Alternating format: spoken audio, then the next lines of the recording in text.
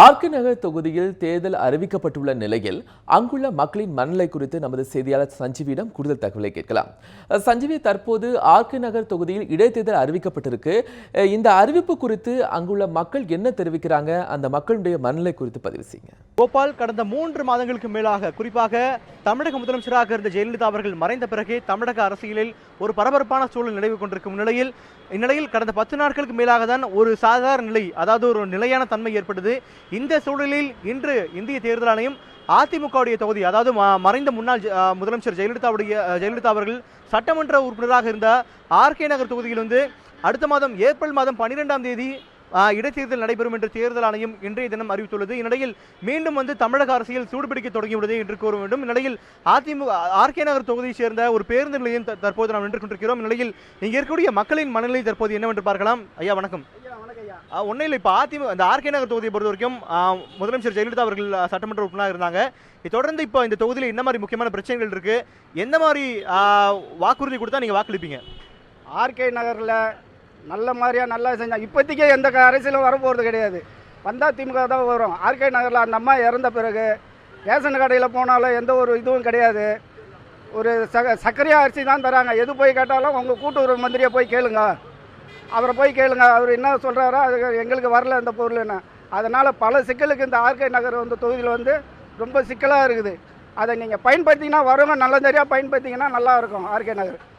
அதை வேறு என்ன சொல்லணும் நீங்கள் சொல்லுங்கள். இப்போ கூடிய சூழலில் ஆர்கே நகரில், அதாவது கடந்த 5 ஆண்டுகளில் 3 வாட்டி தேர்தல் நடைபெற போகுது. இந்த 3ஆம் வாட்டி தேர்தல் நடப்பது எப்படி பார்க்குறீங்க? தேர்தல் அம்மா ஆட்சி இருக்கும்போது நல்லா இருந்தது ஒரு 5 வருஷம். அதுக்கப்புறம் இன்னொரு 5 வருஷம் அப்படி வந்தாங்க. அது இடையில இதுவாகிட்டாங்க.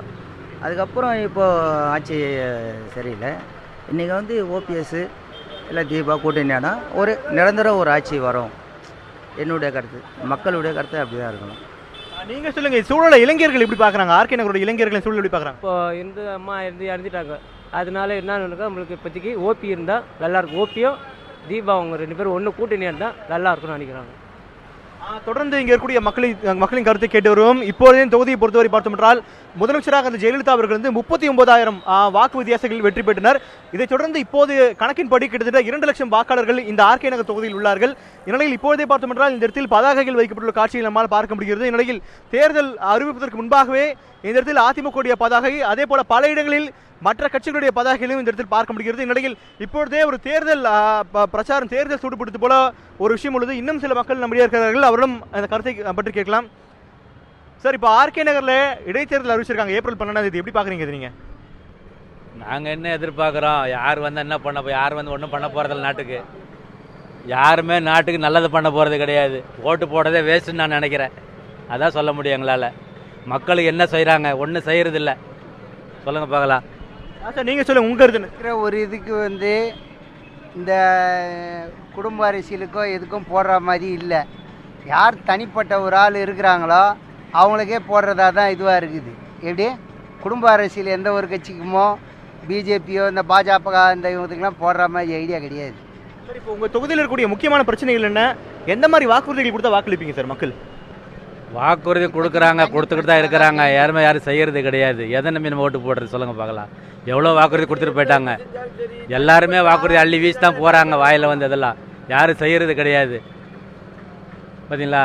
இப்போ அதிமுக ஆட்சியில் வரும்போது எலெக்ஷனில் சொன்னாங்க எஜுகேஷன் லோன் தள்ளுபடி பண்ணுறேன்னாங்க. இது வரைக்கும் ஒன்றும் பண்ணலை. அம்மா அப்புறம் எல்லோரும் செல்ஃபோன் தரேனாங்களா. இப்போ இருக்கிறவங்க அவங்க போய் சேர்ந்துட்டாங்க, இவங்க செய்யலை. அவங்க சண்டையே சரியாக இருக்குது. அப்புறம் மக்களுக்கு என்ன செய்ய போகிறாங்க? சொல்லுங்கள் பார்க்கலாம். நீங்கள் சொல்லுங்கள் சார், இப்போ என்ன முக்கியமான பிரச்சனைகள் இருக்குது? என்ன மாதிரி சொல்யூஷன் நினைக்கிறீங்க? பிரச்சனை என்னங்க, அவங்கவுங்களுக்குள்ள சண்டை போடுறத விட ஒழுங்காக ஒரே ஆள் இருந்து ஒரே கவர்மெண்ட்டாக இருந்தாங்கன்னா பிரச்சனையே கிடையாது. குடும்ப அரசியலை தவிர மீது எல்லாருமே வந்தால் நல்லது தான். யாராக இருந்தாலும் சரி, பிஜேபியாக இருந்தாலும் மக்களுக்கு சரி. பிஜேபி ஒரு பிரயோஜனமும் கிடையாது. இருக்கிறன்னு எல்லாத்தையும் அடிமட்டத்துக்கு சுத்த சக்கையாட்டம் பிடிச்சி எடுக்கிறான். எல்லாத்தையும் மொத்த பேர் அடிமட்டத்திலேருந்து மேல் மட்டம் வரைக்கும் சரி. ஒரு பாமர மக்கள் கூட ஒன்றும் கஷ்டப்பட வேண்டிய அவசியமாக இருக்குது. எல்லாமே 5-10 லோல் பட்டு அலைய வேண்டியதாக இருக்குது. அதனால் நிரந்தரமான நல்ல ஆட்சி, குடும்ப அரசியல் இல்லாமல் இருந்தால் போதும் கவர்மெண்ட்டுக்கு. அவர்கள் கூறிய கருத்தை கேட்டும் கோபால், இந்த ஆர்கே நகர் தொகுதி மக்களை பொறுத்தவரை ஒரு விதமான ஒரு குழப்பமான சூழ்நிலையில் தற்போது இருக்கக்கூடிய காட்சிகள் நம்மால் பார்க்க முடிகிறது. இந்நிலையில் அவருடைய கருத்து அடுத்ததாக யாருக்கு வாக்களிக்கும், குறிப்பாக இந்த இடத்தில் இருக்கக்கூடிய பல்வேறு பிரச்சனைகள், குறிப்பாக தண்ணீர் பிரச்சனை, அதே போல ரேஷன் கடையில் இருக்கக்கூடிய பிரச்சனை, அத்தியாவசிய பிரச்சனைகள் உள்ளிட்ட பிரச்சனைகளை யார் தீர்ப்பார்களோ அவர்களுக்கு தான் கண்டிப்பாக வாக்களிப்போம். இந்நிலையில் தமிழகத்தில் இருக்கக்கூடிய ஒரு நிலையில்லா சூழல் என்பது இவர்கள் மத்தியில் ஒரு விதமான குழப்பத்தை ஏற்படுத்தியுள்ளது என்று தற்போது கூற வேண்டும். இந்நிலையில் தேர்தலை பொறுத்தவரை அடுத்த கட்டமாக எடுக்கக்கூடிய நடவடிக்கைகள், குறிப்பாக வேட்பாளர்களோ அல்லது கட்சியின் நிலைப்பாடு எவ்வாறு இருக்க போகிறதோ உள்ளிட்டவற்றை அடிப்படையாக வைத்துதான் இங்கு இருக்கும் ஆர்கே நகருடைய மக்கள் நிலை இருக்கும் என்று கூறப்படுகிறது. கோபால், சஞ்சீவி, இடைத்தேர்தல் நடைபெற இருக்கிற ஆர்கே நகர் தொகுதியில் அங்க இருக்கக்கூடிய மக்களுடைய மனநிலை குறித்து பிரதிபலித்தீங்க. உங்களுடைய தகவல்களுக்கு நன்றி.